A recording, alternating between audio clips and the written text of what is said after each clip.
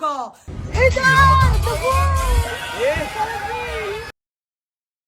عايز جملة مفيدة، قول لي جملة مفيدة عشان افهم. السلام عليكم ورحمة الله وبركاته، اهلا بيكم في حلقة جديدة من حلقات المشاكس. النهارده هنتكلم عن موضوع كلنا بنعاني منه، السوشيال ميديا والتفاهة. في مثل بيقول عايز تكون مشهور خليك تافه، عايز تعمل فلوس خليك تافه. الموضة في الوقت ده التفاهة، ان انت تقدم محتوى بلا مضمون، تعمل حاجات يرفضها الواقع والعقل والمجتمع، يعملوا حاجات تضايقنا كمشاهد، انت تبص عليهم ما تلاقيش عندك رد فعل غير انك انا اسف يعني تشتمه تهينه. هو كده نجح، هو كده خد منك اللي هو عايزه، هو كده خد منك اللي هو عايزه، ان انت تهتم بيه، تعبره، تكتب له كومنت حتى لو شتيمه. فانت النهارده حققت له الرغبه اللي جواه، عايز تديله بالشبشب، هو ما عندوش اي مانع في انك تديله بالشبشب على وشه. طب الحل فين والحل ازاي؟ ده اللي هنشوفه النهارده مع بعض ان شاء الله. خدت جوله كده في السوشيال ميديا، ابص على الناس، على المحتوى اللي هم بيقدموه، والناس دي عايزه تقول لنا ايه. النهارده السوشيال ميديا بقت مسرح كبير لكل واحد عنده نقص في حته معينه، مش لاقي تقدير من اللي حواليه، شايف نفسه ان هو ما خدش حقه بشكل كويس، بيقدر نفسه بنفسه. السوشيال ميديا النهارده تيك توك والفيسبوك والحاجات اللي احنا بنشوفها واليوتيوب والكلام ده كله بقت عامله زي شجره القرود. كل قرد النهارده يطلع يتنطط شويه، فتلاقي قرد طالع يتنطط، مفيش محتوى. كل القرود طالعه، اللي يقلع هدومه واللي يدي حكم للتكاتك واللي ما يعملش حاجه خالص واللي تلاقيها بتنظف مش عارف ايه عشان تبين الايه. وانت كمشاهد يا عيني برضو مرارتك على قدها، وجربنا كل العلاج، يعني خدت للضغط ما نفعش، خدت لسكر ما نفعش. انت النهارده لو برشمت انت عندك حق، انا بقول لك اهو خد اي دواء،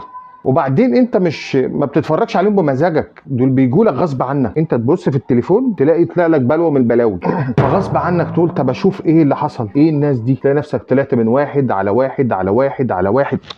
طب وبعدين ضغطك يعلى، دمك يفور، تتضايق، مودك يتلخبط، وانت مش عارف الناس دي متسابه ولا الناس دي متسلطه ولا الناس دي. حقيقه الموضوع ان الناس دي متسلطه. مين اللي مسلطهم؟ في واحد قواد للسوشيال ميديا، اول ما بيشوف واحد كده عمل فيديو وانت بلا مؤاخذه انا بصيت وشتمته وانت بصيت وشتمته وغيرك بص وشتمه، جمع شويه شتيمه كتير، هنعمل بيه ترند. جيب الواد ده من ده، اسمك ايه؟ اسمه فلان. اول نصيحه، لا تقول لي كرامه ولا تقول لي محظورات ولا تقول لي ممنوعات. لو جالك ترند حط كرامتك تحت رجليك وحفظها له. لو جالك ترند تحط كرامتك تحت رجليك. سام علي، طب النهارده يبقى معاك فلوس، هتبقى مشهور، وخش بقى على المطاعم شمال، المطاعم اللي بتقدم كله صلي صلي، عسل لبن تمر هندي. اللي عايز اقوله لك ان الناس دي عشان تطلع وتتشاف والكلام ده كده مش صدفه. هو الراجل النهارده بيشوف ان الراجل ده عنده الجرأه ان هو يقف قدام الكاميرا ويقول اي كلام، ياخده بروزه ويقوم مطلعه لك، انت تشتمه، الريتش بتاعه يعلى، يعمل الترند الجميل، وكل يوم بقى يجي لك انت تشتمه هو ياخد فلوس، انت تشتمه هو كده كده ما عندوش كرامه. طب الحل فين؟ نعمل ايه في الناس دي؟ نتصرف ازاي مع الناس دي؟ حاجه بسيطه خالص، اول ما تشوفه بالشبشب على دماغه وحظ ما يطلع لك تاني، لو طلع تاني حظ ما تشوفوش، لان انت كل ما تشوفه دمك هيتحرق، ضغطك هيعلى، وهنرجع برضو ندور على ايه؟ على الحظ. هو لسه في حد بيقرا؟ هو لسه في حد بيثقف؟ هو لسه في حد عنده معلومات؟ هو لسه في حد بيهتم بانه يعلم ابنه شيء مفيد؟ احنا النهارده كلنا بقينا مهتمين، بنجري بنجري بنجري بنجري، الدنيا ضغطانه، بنجري بنجري بنجري، لكن مش واخدين بالنا من حاجه مهمه جدا، ان احنا سايبين ولادنا يبصوا على دول. طب انت النهارده لما تلاقي ابنك بيتصرف التصرفات دي، بتلاقي بنتك بتعمل العمايل دي، مفيش محتوى، واحده طلعت تعمل لها كا، واحده طلعت كا. يا جماعه جرس انذار، سوء التفاهه جبر، واولادنا بقوا في خطر، وهم مبداهم لو الترند جالك حط كرامتك تحت رجليك. يبقى احنا الحل عندنا، يبقى احنا الحل عندنا، ومش خساره فيهم، شبشب وبلوك. في النهايه بقول لكم حقكم عليا لو كان دم تقيل، بس اللي انا شايفه هو ده الواقع. ويا رب اشوفكم بخير وسعاده، ورمضان كريم علينا وعليكم، كل سنه وانتم طيبين،